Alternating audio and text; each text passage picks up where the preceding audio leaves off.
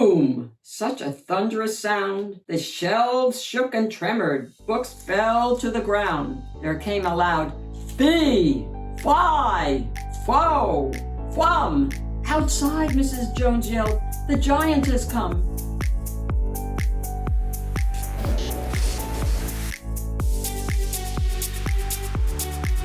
Hi everyone, welcome to the Reading Den with Shen, and I am Shen. Today I'm going to read with you and your family a marvelous modern day fairy tale called A Hero Called Wolf by Lucy Rowland, illustrated by Mantle. And I want to give a special shout out today to Raj from India. Wow!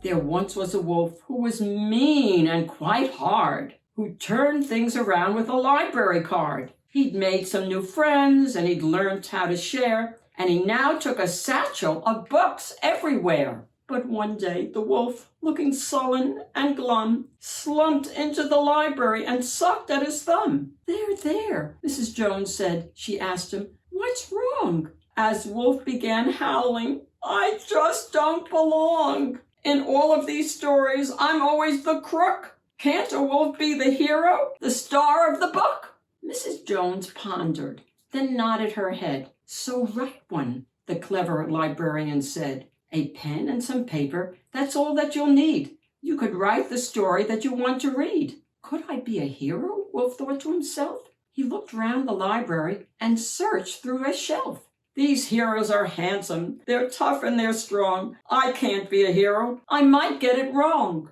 With that came a knock and a swing of the door. The woodcutter. Wolf knew this hero for sure. "I've got a big problem," the woodcutter said. He flexed his strong muscles high over his head. "My axe isn't working. It won't cut my wood. I might need a new one. Oh, this isn't good." But then Wolf remembered a rather good book called All About Axes. He said, "Take a look." The woodcutter thanked him and started to read, while outside a knight had arrived on her steed. This hero was shiny. She looked rather tough. She rushed through the door in a bit of a huff. "Well, someone has stolen my feed bag, of course, and now I can't use it to feed my poor horse." But Wolf could remember a farm book he'd read and said to the knight, "Use my satchel instead." The knight thanked the wolf. She just started to read when in rushed a prince, and he ran at such speed, a fast, handsome hero with long flowing hair. He sulked to the others. "This doesn't seem fair. I've got a grand ball tonight. Oh, look at that. Someone has ruined my best feather hat."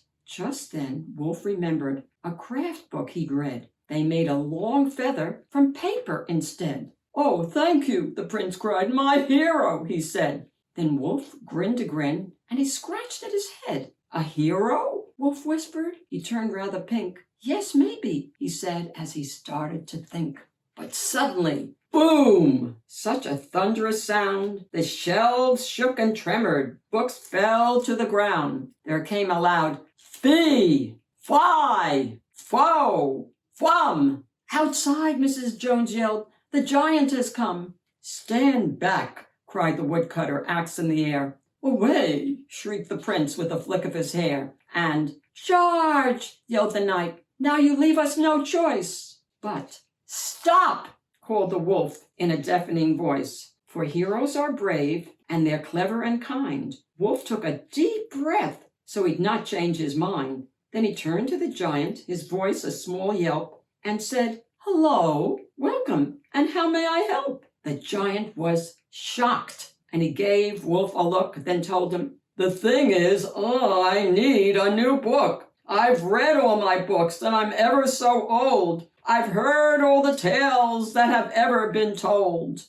"Not this tale," the wolf grinned. He picked up a pen as Mrs. Jones gave him some paper again. "Sit down," the wolf said on the soft forest floor. "I'll tell you a story you've not heard before. See, heroes are clever, they're kind, and they're brave. A hero's defined by the way they behave." Then suddenly Wolf knew he'd got it all wrong. They're not always handsome or tough or so strong. The woodcutter, prince, and the shining knight too sat down with the giant while Wolf thought it through. He wrote Hero Wolf at the top of his sheet, and there on his face spread a smile so sweet. A hero at last. It was rather exciting. He took a deep breath, and then Wolf began writing. The end. I love this story. I could read it again. To visit the Reading Den with Shen and find out about other fabulous books, please subscribe. Thanks for hanging out at the Reading Den with Shen. I'm going to see you all soon again. Bye, everyone.